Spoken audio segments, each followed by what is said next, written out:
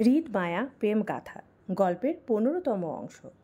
হুট করে হৃদের চাপা ধমকে উৎসুক জনতার মনে মনোযোগ ভাঙল। তখনই সবাই থমথমে মুখে মায়ার দিকে দৃষ্টি সরিয়ে চাইলে হৃদের দিকে। হৃদের হঠাৎ শক্ত হয়ে ওঠা মুখটা মায়া নাদিয়া সেয়া না বুঝলেও আশি বেশ ঠাউর করতে পারল। মায়া মুখে ডিভোর্সের কথাটা হয়তো হৃদের ভালো লাগেনি, না লাগার কথাই।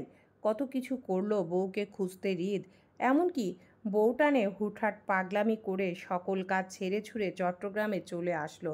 অথচ আজ হৃদের জরুরি ভিত্তিতে নিজের ফ্যাক্টরিতে যাওয়ার কথা ছিল। সব ছেড়ে ছুড়ে শুধু মায়াকে এক পলক দেখতে চলে আসলো। আজ রাতেই তাদের আবার ঢাকা ব্যাক করার কথা ছিল, অথচ সেই বউ এখন বলছে হৃদকে ডিভোর্স দিবে। কৌশলে কিভাবে এই বিয়েটা অস্বীকার করে এর থেকে বের হয়ে যেতে পারবে সেই বুদ্ধিটাও শেয়ার করছে হৃদকে। এত সব শুনলে কার মাথা ঠিক থাকবে? আসিফের নিজের মাথায় তো ঘুরছে মায়ার কৌশল শুনে। এবার হৃদ ভাইয়ের রাগের বশে মায়াকে থাপ্পড় না মারলেই হয়। পাবলিক প্লেসে আছে তারা, তারপর আবার দলের ছেলেরাও আশেপাশে দাঁড়িয়ে। বদনাম রটে যাবে মুহূর্তে। হৃদের বাবা নাহিদ খানের নামে, জেলা মন্ত্রীর ছেলে বলে কথা। বদনাম এমনিই রটে যাবে রকেটের গতিতে। মন্ত্রীর ছেলে হৃদ খান এক কলেজের মেয়েকে রাস্তায় থাপ্পড় মেরেছে। এবার কেউ জানতে চাইবে না তাদের মধ্যকার স্বামী স্ত্রীর সম্পর্কটা। সবাই শুধু জানবে আদর্শ নাহিদ খানের ছেলে হৃদ খান এক নারীর গায়ে হাত তুলেছে। আসিফ ভয়ে কাচুমাচু করে হৃদের হাতের দিকে তাকালো। টেবিলের উপর রাখা হাতটা শক্ত মুঠোয় একটা কলম চেপে ধরা। হয়তো নিজের রাগ কন্ট্রোল করতে চেয়ে সেই কলমটির উপর চেপে ধরে যাচ্ছে। বৃদ্ধা আঙ্গুলে অনবরত কলমের অটোক্যাপ চেপে চেপে শব্দ করে নিপ ভেতরে বাহিরে করে।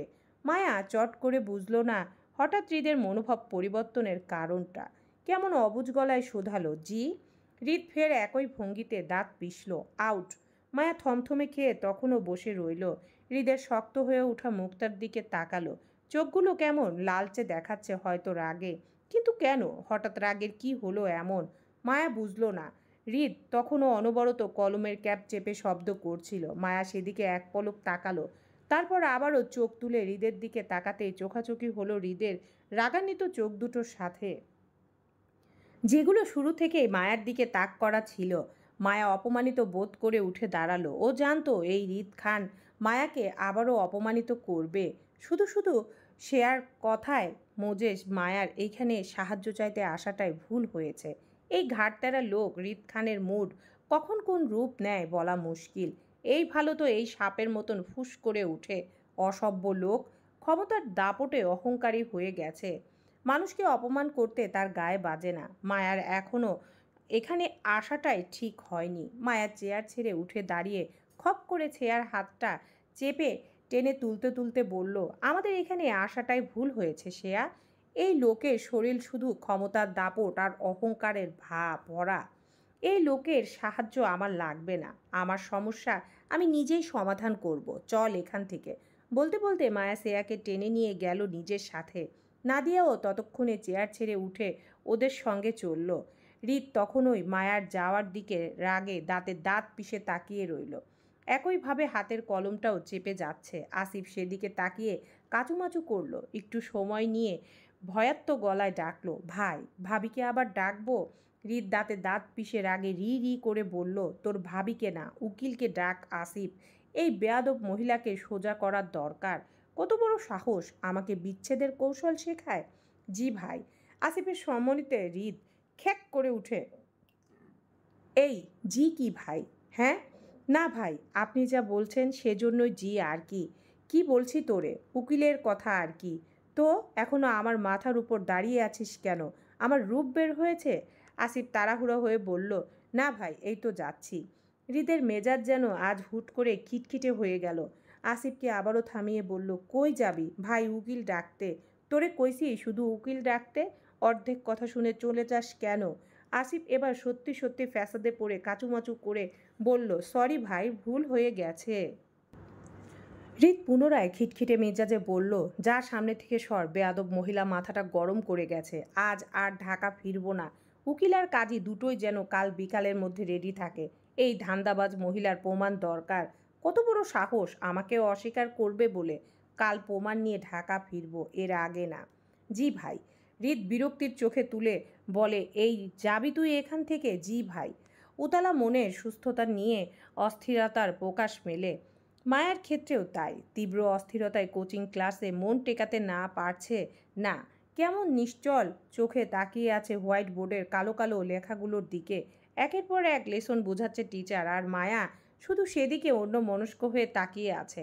পাশে জুই, শ্রেয়া আর নাদিয়া বসে, সবার মনোযোগ হোয়াইট বোর্ডের লেখার উপর। থমথমে পরিবেশে উপস্থিত টিচারের লেসন বাক্যের শব্দ ছাড়া ক্লাসে কোথাও টু শব্দ পর্যন্ত নেই।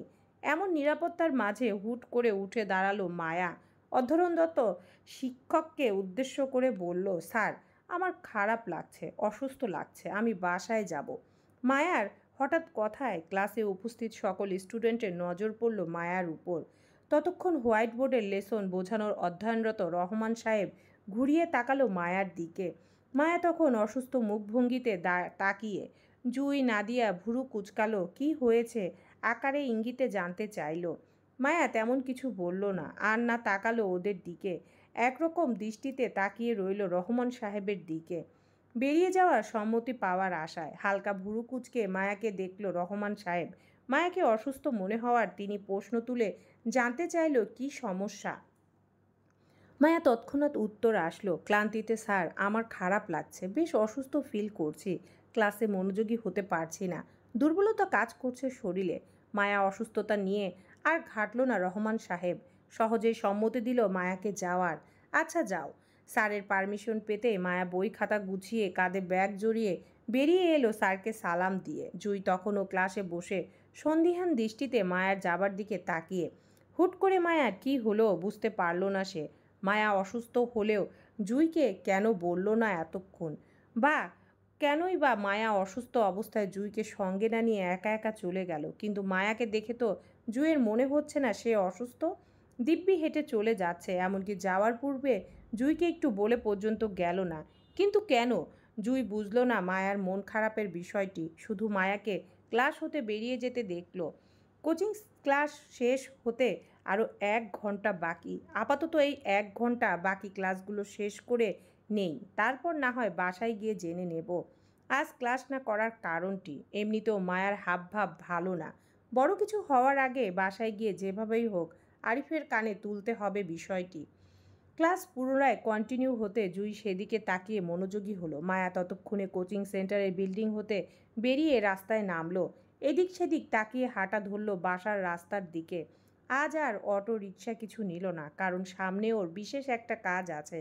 আর কাজের জন্যই মায়া স্যারকে মিথ্যে বলে ক্লাস মিস দিল। আসলে মিথ্যা নয়, সত্যি মায়া অসুস্থ, তবে শারীরিকভাবে নয়, মানসিকভাবে। সেই মানসিক যন্ত্রণার জন্যই মায়ার কোনো কিছুতেই মন দিচ্ছে না। মায়া ফুটপাত ধরে হেঁটে হেঁটে রাস্তায় চলে আসলো। অনুসন্ধানী চোখে এদিক সেদিক তাকালো। আজ দুপুরেও তো হৃদের সঙ্গে মায়ার এদিকটাই দেখা হয়েছিল। এখন আসিফদের এদিকটাই কোথাও পাওয়া যাওয়ার কথা। মায়া হেঁটে আরও একটু সামনে এগোলো। আশেপাশে হৃদ বা আসিফ কাউকে দেখল না। যে রেস্টুরেন্টে মায়া দুপুরে বসে হৃদের সঙ্গে কথা বলেছিল সেখানটায় হৃদ বা তাদের লোকদের দেখা গেল না। মায়ার হতাশার ভার আরও ভারী হলো। মনে মনে আরও একবার বাল বলে গালি দিল। নিজেকে শোধালো এই ভেবে যে তখন মায়া ওইভাবে হৃদের কথায় রেগে গিয়ে রিয়্যাক্ট করা উচিত হয়নি হয়তো। শুরু থেকেই জানতো হৃদ খান যে তেরা স্বভাবের, মায়াকে অপছন্দ করে। এমন অপছন্দের মানুষকে সাহায্য করতে গিয়ে যদি হৃদ খান মায়াকে একটু আধটু অপমান করবে, সেটা মায়ার মাথায় আগেই রাখা দরকার ছিল। তাছাড়া প্রয়োজন মায়ার ছিল, হৃদের নয়। তাই ব্যবহারের নমনীয়তা মায়ার মাঝে রাখা দরকার ছিল। হৃদ খানের কথায় রেগে গিয়ে ভুল মায়ার হয়েছে। সাহায্য মায়ার দরকার হৃদ খান থেকে। এখন মায়া হৃদ খানকে সরি বলে আবার সুন্দর করে বুঝিয়ে বলবে মায়ার নিখোঁজ স্বামীকে খোঁজা কতটা দরকার। এই জন্যই তো ক্লাস মিস করে হৃদের সঙ্গে দেখা করতে বের হলো সে। মায়া আবারও ঘাড় ঘুরিয়ে এদিক সেদিক তাকালে অনুসন্ধান চোখে আশেপাশে কাউকে দেখতে না পেয়ে আরও একটু সামনে এগোলো। দৃষ্টি তখনও মায়ার এলোমেলো, হৃদকে খুঁজতে। কিন্তু হঠাৎই দেখা হলো সিনিয়র ভাই রাকিবের সঙ্গে। মূলত রাকিব রাস্তা পার হয়ে এদিকটায় আসছিল কোচিং সেন্টারের উদ্দেশ্যে, কিন্তু প্রতিমধ্যে মায়াকে দেখায় সে মত বদলিয়ে কোচিং সেন্টারে না গিয়ে মায়ার পথে এসে দাঁড়ালো। এগিয়ে আসতে আসতে মায়াকে কুশলাদি বিনিময় করে জানতে চাইল, ভালো আছো মায়া? অন্যমনা হয়ে হাঁটছিল মায়া। রাকিবের কণ্ঠস্বর পেতেই চোখ তুলে তাকালো। তাকাতেই দেখলো রাকিবের হাসি মাখা মুখখানা। মায়ার অস্বস্তি হলো, তারপরেও সৌজন্য বজায় রেখে অল্প হেসে বলল, জি ভাইয়া ভালো আছি, আপনি? এই তো ভালো, তোমাকে পেয়ে আরও ভালো হয়ে গেলাম। তাই এই সময়ে কোচিংয়ের বাহিরে কি করছো? তোমার তো ক্লাস চলছে মনে হয়। রাকিবের কথায় হাসফাস করলো মায়া। লোকটা সরাসরি মায়াকে আজকাল প্রেম নিবেদন করে বেড়ায়। মুখের ভাষায় অন্তত তাই প্রকাশ হয়। মায়া ইতস্ততায় মিয়ে কাঁধে ব্যাগটা টেনে বলল, জি ভাইয়া ক্লাস চলছে। আসলে আমি একটু অসুস্থ ফিল করছিলাম, সেজন্য স্যারকে বলে বাসায় চলে যাচ্ছি। মায়ার কথা শেষ হতেই উদ্বিগ্নতার দেখা গেল রাকিবের মাঝে। আগ বাড়িয়ে মায়ার কপালে হাত রেখে অসুস্থতা পরখ করতে গেলে মায়া দ্রুত তার পিছু হাঁটে। রাকিব সেদিকে তাকিয়ে একই উদ্বিগ্নতায় বলে, কি হলো মায়া, পিছিয়ে যাচ্ছ কেন? তুমি কি বেশি অসুস্থ? চলো ডাক্তারের কাছে যাই। রাকিবের অযথা কেয়ার দেখানোটা পছন্দ হলো না মায়ার। মায়াকে কেউ অকারণে অযাচিতভাবে সামান্য ছুঁয়ে দিবে সেটা মোটেও পছন্দ না। তারপর মুখ বাড়িয়ে রাকিবকে কঠিন বাক্য বলল না এই এলাকার ছেলে, তারপর আরিফের সহপাঠী বন্ধু, আবার মায়ার সিনিয়র, তাই মায়া কিছু বললে এখন ঝামেলা হতে পারে। সেই ভেবে কথা বাড়ালো না, শুধু বিরক্তি চেপে রাকিবকে পাশ কাটিয়ে চলে যেতে চাইল। কিন্তু অধৈর্যের রাকিবের মায়ার পথ আটকে দাঁড়িয়ে একই উদ্বিগ্নতা দেখিয়ে বলল, কি হলো, কোথায় যাচ্ছ তুমি? চলো আমার সাথে, ডাক্তারের কাছে যাবে। ভয় পেও না, আমি আরিফকে ফোন করে বলে দিব তুমি আমার সাথে আছো। বিরক্তিকর জেদ্দি গলায় বলল মায়া, ভাইয়া প্লিজ পথ ছাড়ুন, আমার কিছু হয়নি, ভালো আছি আমি। মায়ার কোচকানো চোখ মুখ দেখে রাকিব জানতে চাইল, তুমি কি আমার সাথে অস্বস্তি বোধ করছো মায়া? মায়া তৎক্ষণাৎ উত্তর, জি। আসসালামু আলাইকুম ভাবি, কোনো সমস্যা? রাকিব কিছু বলার আগে গমগমে গলার স্বর কানে আসে দুজনের। মায়া রাকিব দুজনেই হালকা চমকে পিছনে তাকালো। দেখলো সুন্দর দেখতে একটা ছেলে দাঁড়িয়ে। ছেলেটির নাম রাহাত। রাকিব চেনে, রিদ খানের ছেলে পেলে হলো রাহাত। মায়াও চেনে রাহাতকে, তবে তার নাম জানে না। মায়ার সাথে রোজ সকাল বিকাল করে দেখা হয় রাস্তায়। তখন মায়াকে ভাবি ভাবি ডেকে কুশলাদি জিজ্ঞেস করে। প্রথম প্রথম মায়া ভয় পেলেও একটা সময় বিরক্ত হতো আগ বাড়িয়ে ভাবি ডাকা নিয়ে, কিন্তু এখন আর বিরক্ত হয় না, বরং ভালোই লাগে এত বড় দামড়া ছেলেদের কাছে সম্মান পেতে। শুধু এরা নয়, দেখা যায় রাস্তাঘাটে, কলেজ ক্যান্টিনে, সবখানেই ছোট বড় সবাই মায়াকে ভাবি ডেকে সম্বোধন করে। এজন্য এখন আর মায়া ওইভাবে রিয়্যাক্ট করে না, বরং মায়া নিজেকে সেফ ফিল করে। মায়ার মনে হয় এই ছেলেগুলোর জন্যই মায়ার আশপাশটা সর্বদা নিরাপদ থাকে। কেউ মায়াকে অহেতুক বিরক্ত করতে পারে না। যদিও বা কেউ মায়াকে ডিস্টার্ব করতে আসে, তাহলে দেখা যায় তার কিছুক্ষণের মধ্যে রাহাতের মতন একটা না একটা ছেলে হাজির হবে সেখানে, আর মায়াকে ভাবি ভাবি ডেকে সম্মান দিয়ে ওই ছেলেটাকে সঙ্গে করে নিয়ে লাপাত্তা হয়ে যাবে তখনই। এতে মায়ার সুবিধা হয়। এখন আর বাজে কোনো পরিস্থিতির মুখে পড়তে হয় না মায়াকে এদের জন্য।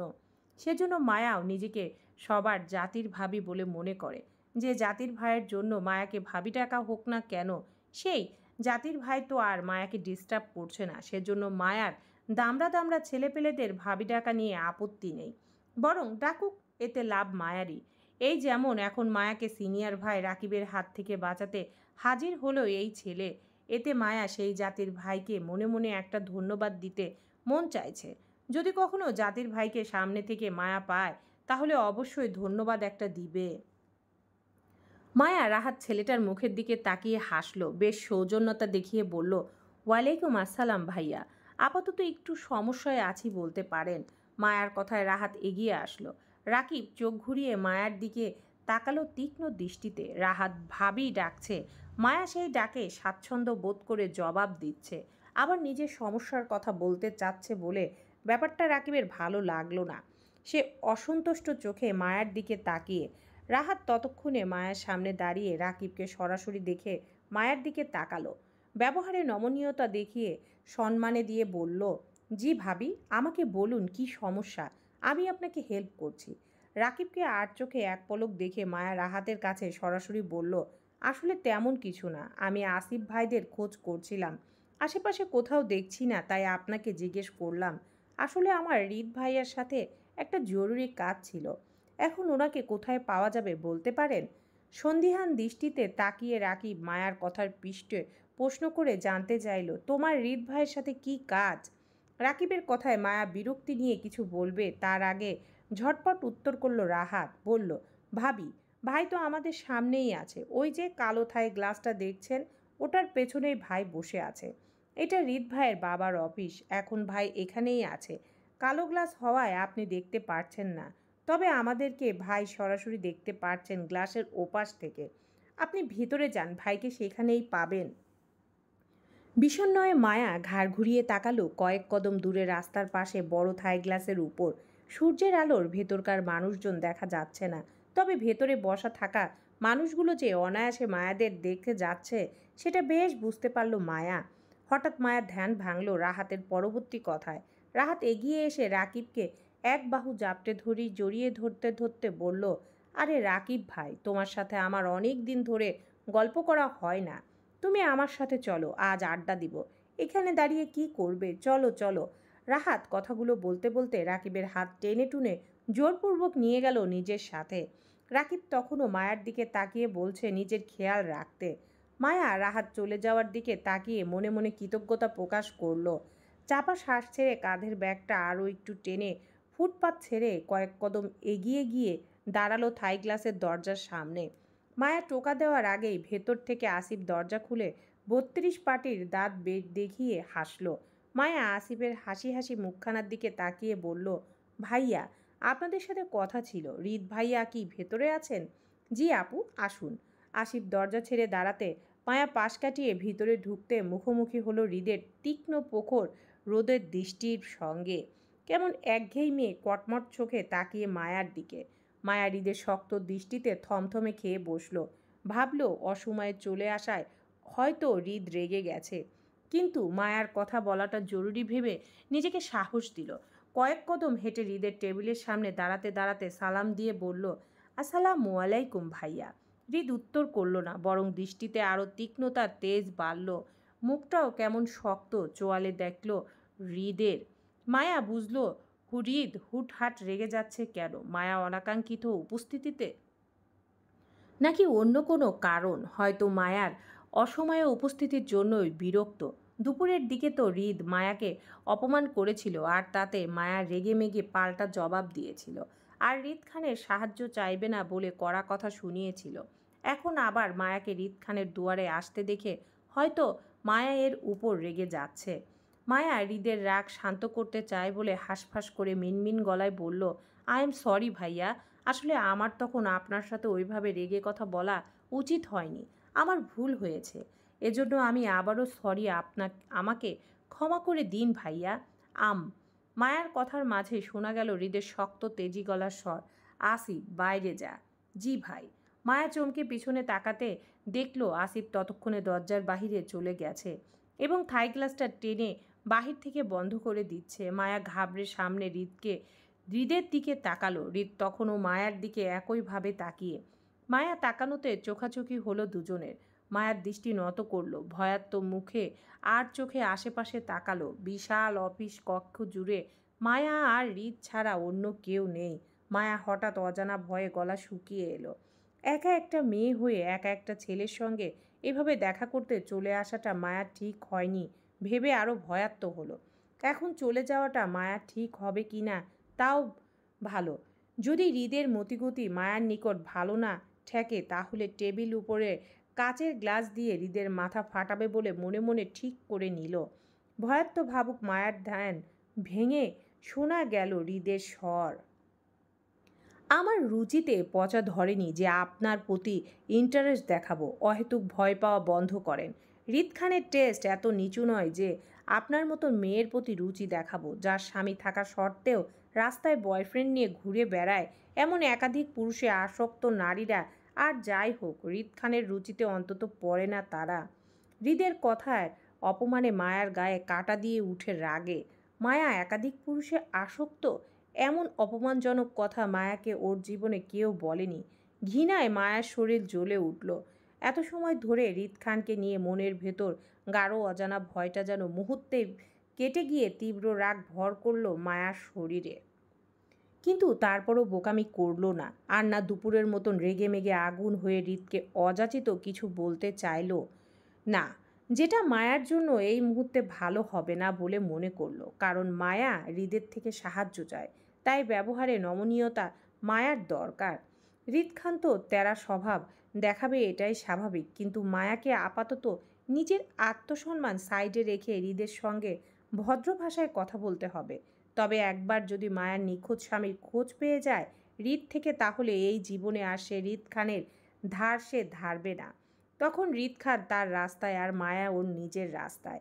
মায়া ওর নিজের রাগ চেপে স্বাভাবিকভাবেই হৃদের শক্ত হয়ে থাকা মুখটার দিকে তাকিয়ে এগিয়ে এসে ধূপ করে হৃদের মুখোমুখি টেবিলের চেয়ারটা টেনে বসলো। কাঁধের ব্যাগটা টেবিলের উপর রাখতে রাখতে হৃদের কথার পৃষ্ঠে সৌজন্যের হাসি বজায় রেখে বলল, কি যে বলেন না নেতা সাহেব, কোথায় আপনি আর কোথায় আমি? আপনি হলেন একজন অসাধারণ টাকা পয়সাওয়ালা বড়লোক মানুষ, আর আমি হলাম অতি সাধারণ একজন দরিদ্র পরিবারের মেয়ে। আপনার রুচিতে আমাকে পড়লে হবে বলুন? আপনার সাথে আমার যায়, আমাকে সাথে যায় আমার লেভেলের কোনো মধ্যবিত্ত পরিবারের অতি সাধারণ কোনো যুবককে। আমার ধরার হলে সেই টাইপের কাউকেই ধরব। তারপরও আপনার ইন্টারেস্টে আসার মতো স্পর্ধা দেখাবো না। আচ্ছা যাই হোক, আপনাকে একটু জ্বালাতে চলে আসলাম। যদিও আমার উপস্থিতিতে আপনি বিরক্ত বোধ করছেন, তারপরও এই মুহূর্তে আপনাকে ছাড়া আমি দ্বিতীয় কোনো অপশন খুঁজে পাচ্ছিলাম না বলে বাধ্য হয়ে চলে আসলাম। আসলে আপনার কাছে আমার গোপনীয়তার বিষয়টি ইতিমধ্যে প্রকাশ পেয়ে গেছে, যেটা আপনি ছাড়া আমার পরিবারের বড়রা আর কেউ জানে না। সেজন্য আপনাকে ছাড়া এই মুহূর্তে আমি দ্বিতীয় কোনো পথ দেখছি না যে আমাকে আমার নিখোঁজ স্বামীর খোঁজ দিতে পারবে। আপনার তো অনেক ক্ষমতা, অনেক দাপট। আপনি চাইলে আমার সমস্যাটি সহজেই সমাধান করে দিতে পারবেন। আসলেই আমার এত তাড়ার কারণ হলো ওই যে তখন আপনি এই ঠাই আঙ্গুল তুলে গ্লাস দেখিয়ে, গ্লাসটা দিয়ে রাস্তায় আমার সাথে একটা ছেলেকে দেখেছিলেন না? ওনার নাম রাকিব, আমার বয়ফ্রেন্ড। লোকটা আমাকে প্রচুর ভালোবাসে, বিয়েও করতে চায়, কিন্তু আমি করতে পারছি না। আসলে আমি আটকে আছি আমার অনাকাঙ্ক্ষিত বিয়েটার জন্য। স্বামীকে চিনি না, তাই তাকে ডিভোর্সও দিতে পারছি না। আর মেয়েদের তালাক না হলে যে দ্বিতীয় বিয়ে করা যায় না, সেটা তো আপনি জানেনই ভাইয়া। তাই প্লিজ আমার দুপুরের কথাগুলো আপনি মনে রাখবেন না। ছোট বোন বা বেআইন হিসেবে মাফ করে দিয়ে আমাকে একটু সাহায্য করুন প্লিজ। আমার ওই লোকটাকে, মানে আমার যার সাথে বিয়ে হয়েছে, তাকে খুঁজে পাওয়া খুব দরকার। প্লিজ ভাইয়া, আপনি আমার প্রয়োজনটা বুঝে লোকটাকে খুঁজে দিন না।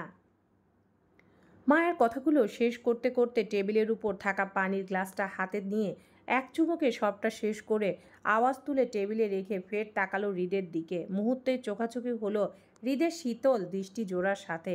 এতক্ষণে শক্ত রাগী চোয়ালটা আর নেই হৃদের। কেমন ঠান্ডা আর শীতল দৃষ্টি মিলিয়ে তাকিয়ে মায়ার দিকে। মায়া হৃদের হুটহাট মুড পরিবর্তন হওয়ার কারণটা বুঝলো না। লোকটা এই রেগে যায় তো এই শীতল। হৃদ হঠাৎ রেগে গেলে বোঝা যায় এখন তাণ্ডব হবে, কিন্তু একদম শীতল হয়ে গেলে আরও ভয় লাগে। তখন মায়ার মনে হয় ঠান্ডা মাথায় হৃদ খান আরও ভয়ানক। এবার আল্লাহ জানে এই লোক মায়ার সাথে আবার উল্টাপাল্টা কিছু করে না বসে। ভালোই ভালোই মায়ের ঝামেলাটা মিটে গেলেই কেটে পড়বে সে। এই হৃদ খানকে চেনে বলে জীবনেও দাবি করবে না, মুখোমুখি হওয়া তো দূরের কথা। এমন ওই স্বামী খোঁজে দিশেহারা হয়ে মায়া কতগুলো মিথ্যা কথা বলল রাকিব ভাইকে জড়িয়ে। এবার এবার যদি হৃদ খান মায়ার মিথ্যা তাড়া দেওয়াটা বুঝে অন্তত ওর নিখোঁজ স্বামীর খোঁজটা এনে দেয়, তাহলে মায়া আর সামনে পড়তে চাইবে না এই হৃদের। প্রতিবারই হৃদ খানের অপমান ভীষণ গায়ে লাগে মায়ার। তাছাড়া মায়া এতদিনে এতটা বুঝতে পারে না হৃদ খানের মতো লোক কেন শুধু শুধু মায়ার পেছনে পড়ে মায়াকে অকারণে অপমান করে বেড়ায়। একই এমন শত্রুতা হৃদ খানের সাথে মায়ার, যার জন্য এমন করে। কই জুই, শ্রেয়া বা অন্য কোনো মেয়েদের সাথে তো মায়া হৃদ খানকে কথা বলতে দেখে না। এমনকি মায়ার বোন জুই পাশাপাশি হৃদের আত্মীয় হয়। কই জুইয়ের সাথে আজ পর্যন্ত হৃদ খানকে দেখলো না মুখ খুলে একটা কথা বলতে। সেখানে শুধু মায়ের সাথে কথাও বলে, আবার অপমানিত করে। আজব, জানে মারা পড়বে মনে হয়। ভাবুক মায়া ধ্যান ভাঙল হৃদের নিটোল খাপছাড়া কথায়। চমকে উঠে তড়াক করে তাকালো হৃদের শান্ত মুখটার দিকে। কে জানে মারা পড়বে? বিষয়টি বোধগম্য না হওয়ায় মায়া হৃদকে প্রশ্ন করল তখনই, কে মারা পড়বে? আপনার বয়ফ্রেন্ড। মানে কেন? হৃদ মায়ের উত্তেজনার বাক্য উত্তর করল না। অযাচিত কথা বলে মাথাটা আর গরম বানাতে চাইছে না হৃদ। তার যা করার সে এমনিই করে নিবে। এই মহিলাকে বলে আর লাভ নেই। বয়ফ্রেন্ড জুটিয়ে রাস্তায় দাঁড়িয়ে প্রেম করাটাও না হয় সে পরে দেখে নিবে। আপাতত এই মহিলাকে একা পেয়ে এই মুহূর্তে হাতছাড়া করবে না হৃদ। সুযোগের সদ্ব্যবহার সেও করবে। কাল রাত অবধি হৃদের মনে হয়েছিল বউ তার প্রেমে দিশেহারা হয়ে তাকে খুঁজছে, কিন্তু আজ দুপুরের পর থেকে হৃদের মনে হচ্ছে বিষয়টা উল্টো। তার ধারণা হয়তো ভুল ছিল। বউ তাকে ভালোবেসে খুঁজছে না, বরং ডিভোর্সের আশায় তাকে চায়। আবার বলছে বয়ফ্রেন্ডকে বিয়ে করবে। এই বিষয়টা যে হৃদের কোথায় গিয়ে আঘাত করছে সেটা কাকে বোঝাবে হৃদ? হৃদ মায়ার মতিগতি বুঝতে চেয়ে আরও শক্ত হলো না, বরং শান্ত আর গম্ভীর থাকলো। হুট করে বসা চেয়ারে গা এলিয়ে টেবিলের উপর থাকা ছোট্ট কিউব বলটা হাতে নিয়ে খেলতে খেলতে প্রসঙ্গ পাল্টিয়ে মায়ের উদ্দেশ্যে বলল, আপনার স্বামীর খোঁজ দিলে আমার লাভ, আমি কি পাবো? হৃদের নির্দ্বিধায় আবদারে থমথমে খেয়ে গেল মায়া। খানিকটা লজ্জাও পেল। আসলেই তো, হৃদ খান কি আর মায়াকে এমনি এমনি ফ্রিতে কাজ করে দিবে? অবশ্যই কাজের বিনিময় লাগবে। তাহলে মায়া কেন এতক্ষণ যাবৎ টাকা পয়সার কথা ভাবেনি? কেন মায়ার মাথায় আসেনি দুনিয়াতে ফ্রিতে কোনো কিছু হয় না টাকা ছাড়া? ভাবলেও বা কি, মায়ার কাছে তো টাকা পয়সা নেই। হৃদ যদি মায়াকে সাহায্য করতে চেয়ে মোটা অঙ্কের টাকা চায়, তাহলে মায়া কি করে দেবে? কিভাবে জোগাড় করবে এতগুলো টাকা? আমার কাছে তো এই মুহূর্তে টাকা নেই। তবে আপনি আমাকে বলুন কত দিতে হবে আপনাকে। আমি টাকা জোগাড় করে দিয়ে দিব দ্রুত। বাকির কাজ ফাঁকি। বাকি শব্দটা আমার ডিকশনারিতে নেই। যা দেওয়ার নগদ দিবেন, তারপর কাজ হবে। মায়া বেশ অসহায় বোধ করলো টাকা না থাকায়। সাথে বেশ অপমান হলো। কত টাকা চাই হৃদের সেটাও মায়া বুঝতে পারছে না। তবে হৃদের মতিগতি বলছে সে অনেক টাকা চাইবে মায়ার কাছ থেকে। মায়া এত টাকা জোগাড় করবে কোথায় থেকে? কত চাই আপনার? আমার তো অনেক কিছুই চাই। আপনি কত দিতে পারবেন সেটা বলুন। আপনি বলুন। 2 লাখ। মায়া চমকে চোখ বড় বড় করে হৃদের দিকে তাকায়। এত টাকা মায়াকে বিক্রি করলেও পাওয়া যাবে না। সামান্য একটা লোকের তথ্যর জন্য 2 লাখ টাকা চাইছে এই লোক। আল্লাহ! মায়া এতক্ষণে বুঝতে পারছে এসব নেতাফেতারা শুধু মায়ার মতো অসহায় মানুষদের দুর্বলতার সুযোগ নিয়ে টাকা উসুল করে টাকার পাহাড় বানাচ্ছে, আর কিছু না। সামান্য একটা মানুষের তথ্যের জন্য কেউ এত টাকা চায়? এত টাকা আমাকে বিক্রি করলেও পাওয়া যাবে না। আমি কিনবো আপনায়। হবেন বিক্রি আমার কাছে? হৃদের আপত্তিকর কথায় মায়া থমথমে খেয়ে বসে। হৃদের তীক্ষ্ণ দৃষ্টি এড়াতে হাঁসফাঁস করে মায়া ফের আপত্তি জানিয়ে মিনমিনিয়ে বলল, আমার কাছে এত টাকা নেই। আপনি কমিয়ে বলুন। ওমহম কমানো যাবে না। 2 লাখই লাগবে আমার। তবে আপনাকে একটা পরামর্শ দিই। 2টা কিডনি দিয়ে কি করবেন? স্বামীর জন্য একটা কিডনি আমাকে দিয়ে দেন। আমি সেটা বিক্রি করে দিই। আমার 2 লাখ টাকা আসবে, সাথে আপনি আপনার নিখোঁজ স্বামীর তথ্য পেয়ে যাবেন। কি বিক্রি করবেন স্বামীর জন্য নিজের একটা কিডনি? হৃদের কথায় ভাবুক হলো মায়া। কথাগুলো বেশ যুক্তিসঙ্গত মনে হলো মায়ার কাছে। মায়া আসলে 2টা কিডনি দিয়ে কি করবে? একটা কিডনি বিক্রি করে দিলেই তো সমস্যার সমাধান হয়ে যায়। তাছাড়া একটা কিডনি দিয়েও তো মানুষ স্বাভাবিকভাবে চলতে পারে। সেক্ষেত্রে মায়াও বাঁচবে। কিন্তু কথা হলো একটা কিডনি দিয়ে মানুষ বাঁচে কতদিন? সেটাও তো মায়া জানে না। মায়ার আগে সেটা জানতে হবে, তারপর বাকি সব কিছু। মায়া বেশ ভাবুক হয়ে প্রশ্ন করল হৃদকে, আচ্ছা, একটা কিডনি দিয়ে মানুষ বাঁচে কতদিন? মায়াকে নিজের কথার জালে ফাঁসাতে পেরে হৃদ বাঁকা হাসল। তিক্ত চোখ ঘুরালো মায়ার ভাবুক চেহারার দিকে। দীর্ঘ সময় নিয়ে হাতের মুঠোয় চেপে রাখা কিউব বলটা এবার টেবিলে রাখলো। তাতে ছোট শব্দ হলো। কিউবটা টেবিলের উপর রাউন্ড তুলে হৃদ মায়াকে বলল, এই ধরেন অর্ধাঅর্ধি বছর বাঁচবেন। যেখানে 60 বছর বাঁচতেন সেখানে এক কিডনি দিয়ে 30 বছর বাঁচবেন। তবে 30 বছরও কিন্তু কম না, হ্যাঁ, অনেক দিন কিন্তু। তাই স্বামীর জন্য একটা কিডনি বিক্রি করাই যায়। কি বলেন? হৃদের কথায় তৎক্ষণাৎ মত বদলায় মায়া। আপত্তি করে বলল, ওমহম, তাহলে কিডনি দেওয়া যাবে না। Kidney planning cancel. অন্য কিছু বলেন থাকলে। কেন? মত বদল করলেন নাকি? এখন আর স্বামী লাগবে না? ওহম, স্বামীকে অবশ্যই চাই, তবে নিজের জীবনে নয়। আমার সংসারে পরনারী চাই না। দেখা গেল তাকে খুঁজতে গিয়ে একটা কিডনি আমার চলে গেল। বাকি এক কিডনি নিয়ে স্বামীর সাথে 30 বছর সংসার করার পর আমি মারা গেলে সে বাকি 30 বছর পার করার জন্য ধেই ধেই করে আরেকটা বিয়ে করে নেবে। আমি যে তার জীবনের জন্য জীবন দিলাম সেটা দেখবে না। সব পুরুষ মানুষই একই হয়, এদের বুড়ো বয়সে কুড়ার ডাক দেয়। তার স্বামীদের বিশ্বাস আমি করতে নেই, আমিও করব না। সেজন্য অল্পতেই আমাকে মরলে চলবে না। আমি মরলে আমার জায়গায় তার জীবনে ঠিক আরেকজনের জায়গা হবে। আমি যে তাকে খুঁজতে গিয়ে নিজের আয়ু কমালাম সেটাও আসবে না দেখতে। বরং সে তার নতুন বউ এবং আমাকে ভুলে দিব্যি সে সংসার করবে আর সমাজ দেখানো অজুহাত দিবে আমাদের ইসলামের শরিয়তে 4টা বিয়ের বিধান আছে বলে। সেজন্য তার বউ নেই বলে সে আরেকটা বিয়ে করেছে। আমি জীবিত থাকার অবস্থায় দ্বিতীয় বিয়ে করেনি এমনটা বলে আলগা পিরিতিও দেখাতে পারে। এজন্য কিডনির প্ল্যানিং ক্যান্সেল। এর চেয়ে ভালো আমি বরং 2 কিডনি নিয়ে জীবিত থেকে স্বামীর উপর নজর রাখি। মরে গেলে তো সব শেষ। মায়ার লম্বা চওড়া কথা হৃদ হতভম্ব হয়ে গেল। সে কখনো ভাবেনি মায়া এতটা গভীরে ভাবে। দুজনের পরিচয় এখনো হয়নি, অথচ না দেখে হৃদকে সন্দেহের তালিকায় ফেলে দিল তার বউ। তাছাড়া এই মেয়ের কথায় স্পষ্ট সে স্বামীর সংসার করতে চায়। হৃদ বাজিয়ে দেখবে একটু। সংসার করতে চাও? অন্য মনস্ক হওয়া হৃদের কথায় প্রথমবার বুঝল না মায়া। জি, সংসার করতে চান স্বামীর সাথে? মায়া হাঁসফাঁস করে দৃষ্টি ঘোরালো হৃদ থেকে। হৃদ মায়ার দিকে তীক্ষ্ণ দৃষ্টিতে তাকিয়ে থেকে বুঝল মায়া হৃদকে উত্তরটা দিতে সংকোচ বোধ করছে। সেজন্য হৃদ মায়াকে অভয় দিয়ে বলল, নির্ভয়ে বলেন, আমি কাউকে বলবো না। হুম। মায়ার ছোট্ট সম্মতিতে হৃদের ভেতর কাঁপল। সেই কম্পন শক্তপোক্ত হাতেও দেখা গেল। যার তোপে হাতের মুঠোয় থাকা বলটা বেখিয়ালিতে ছুটে ফ্লোরে পড়ল শব্দ করে। হঠাৎ শব্দে কেঁপে উঠল মায়া। বলটা ঘুরতে ঘুরতে কক্ষের একপাশে গিয়ে ঠেকল। মায়া সেদিকে এক পলক তাকিয়ে হৃদের দিকে তাকাতেই চোখাচোখি হলো হৃদের ঘোলাটে অদ্ভুত দৃষ্টির সাথে। মায়ার শরীর কাঁটা দিল হৃদের অদ্ভুত দৃষ্টিতে চোখাচোখি হতে। মায়া দৃষ্টি নত করল। হৃদ সেইভাবেই জিজ্ঞাসা করল, আপনি যে বললেন আপনার স্বামী পূর্ব বিবাহিত, উনি মিথ্যা বলেছেন আমায়, ওনার কোনো বউ নেই। কি করে বুঝলেন? আমার বিশ্বাস সে বিবাহিত না। আপনার বিশ্বাস মিথ্যা তো হতে পারে, হবে না। এতটা কনফিডেন্স? না, আত্মবিশ্বাস। যদি লোকটা খারাপ হয় তো? খারাপ হবে ভেবেই গ্রহণ করছি তাকে। হৃদ আর কিছু বলতে পারল না। তার বুক কাঁপছে, প্রচণ্ড কাঁপছে। হয়তো না চাইতেও অনেক কিছু জেনে গেছে তাই। মায়ার উপর অনেকক্ষণ দৃষ্টি মেলে চেয়ে থাকলো একইভাবে। তারপর হুট করে বলল, তাহলে এক কাজ করেন, আপনার জায়গায় আপনার স্বামীর একটা কিডনি দিয়ে ডিল ডান করি। কি বলেন?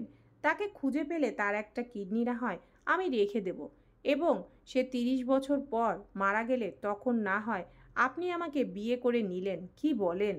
চলবে ইনশাআল্লাহ।